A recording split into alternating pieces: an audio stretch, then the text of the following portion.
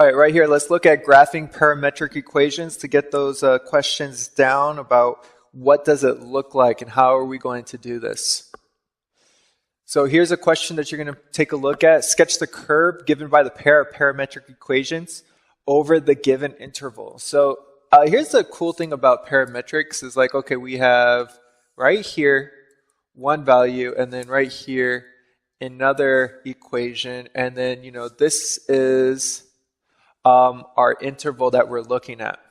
So a parametric equation has an x value and a y value, and then we throw in that third dimension, that third variable. In this case is going to be t, and that's what we're going to be taking a look at. It really helps you look at the graphs a lot differently. So let's look at how to sketch the curve. So since my interval is going to be -4 to 4, I'm going to make a table. Make a table for t, there we go, for t from -4 to -3, -2, -1, 0, 1, 2, 3, 4. And then we're going to get our x and y values created from our table. So here's going to be my x, here's going to be my y. And really what I'm saying for the x is, okay, when we have -4 in for t, because that's what my t value is, what do I get for x? So -4 squared is 16 plus 5, we're going to get 21. And then -3 squared, let me put that in there. -3 squared is 9 plus 5 is 14. And then what do we want to do next? -2 squared, that's 4 plus 5. That's going to get us 9, and then -1 squared, I'm not going to keep writing it, it's going to be 1 plus 5 is 6, 0 squared is 0, plus 5 is 5, and then 1 squared again, so 6, 9, 14, and 4 squared is 16, plus 5 is 21. Now, we're also going to do the same thing with the same t value right here. We're going to use the same t value and use it for our y equation. So -4 divided by 2 plus 4. Well, that's going to be -2 plus 4. Well, that gets me 2. And then I'm going to switch this up, and I'm going to use -3. So -3 divided by 2, that's -1.5 plus 4. Well, that's going to get me 4 minus 1.5 is 2.5.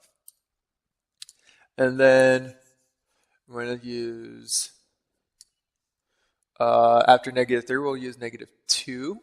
So -2 divided by 2 is -1, plus the 4 is going to get me 3. And then -1 divided by 2 is -1/2 plus 4. That's going to get me 3.5. And then it's going to keep going from there. So 4, 4.5, 5, 5.5. And then 4 divided by 2 is 2 plus 4 gets me 6. So now that I have these x and y coordinates right here, these are going to be my x and y values for when I graph. So let me see, let me create a nice graph for this. My x values, my y values. So we'll start with that -4 value. So we're going to go 21 over, let's say 21's here, and then 2 is right there. And then 14, we'll go right here. And then we're going up to 2.5. So 14 over 2.5, that looks about right. 9, 3. 9, 3. Okay, and take note that my values are kind of heading in the backwards direction. So this is what parametrics are about. It kind of gives you that third dimension when you start to take in that movement. All right, so what do we have next? 6, 3.5. So let's say 6 and then 3.5 will be right there. And then 5 right here, and then 4. So 5 and 4. 6, 4.5. So then it starts to swing around. 9, 5. 14, 5.5. 21 and 6. So when I connect all of those, that is going to be my parametric equation. And you really want to note that these are my directional arrows. All right, so let's take a look at this problem. We have x equal to 3t and y equal to the square root of t. And we're going from this interval from 0 to 8. So I'm going to set it up the exact same way. And we're going to create these nice values from our interval. So 0, 1, 2, 3, 4, 5, 6, 7, 8. And then we're going to start with my x. So when I substitute 0 in for t, I'm going to get 0, 3, 6, 9, 12, 15, 18, 21, 24. I get all of these values from substituting in for that t. And then last, we want to substitute in for y. So square root of 0 is 0. Square root of 1 is 1. Square root of 2 is square root of 2. Square root of 3 is square root of 3. Square root of 4 is 2. Square root of 5, I'm not sure. So we're just going to go square root of 5, square root of 6, square root of 7, square root of 8. No real reason to really simplify any of those unless you use a calculator. It might help. But I do know that if we went to 9, I would have 27 and 3. So I know these values are less than 3 but greater than 2. So as we make my graph going from 0 to 27, okay, so I'm starting at 0, 0. And then I'm going to go 3, 1. So 1, 2, 3, 1. And then let me just use some of the whole numbers. 12.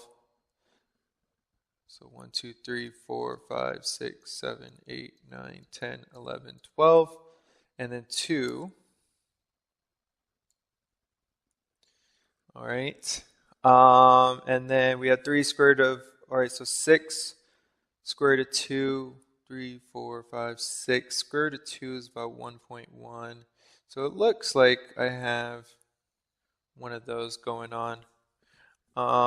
And it's probably going to keep going. So all the way over here is 24. And then square root of 8 is probably happening right there. And so my graph is just going to keep going that direction.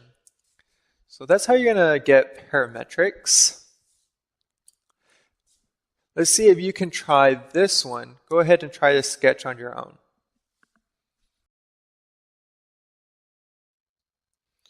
All right, I hope you guys got this as your final answer, but I also want to show you how you can do this on your calculator, just so you can check your answers, make sure that your graphs are coming out to be the same. So for a problem like this, you're going to go to mode. Since we're working with parametric, we're going to switch it up to parametric equation. All right, so now y equals, we get this nice x and y. So this one is going to say t squared, and notice how it switches it up to t divided by 4 plus 5. That's going to be my x1. And then my y1 is going to be t divided by 4 plus 4. Okay, and then we have to go in and we have to go second format. Sorry, that's not it. Second, oh no, window. All right, you're going to go to window now. And my t min is going to be at intervals, so -8. And then my t max is going to be +8. My x min, we can switch that to -1. So on the x values, we go over here like -1-ish. But on my over here, we might want to go over to 24 on the x max. And then my y min, maybe switch that up to -1 to 10. That should be fine. And graph. That's exactly what we have right here. Look at that. That matches it really perfectly. So not bad. And if you guys want to go check out that quiz again afterwards, go ahead and do that quiz. Make sure you can do this on your own. My name is Mr. Hernandez, and I'm always here to help.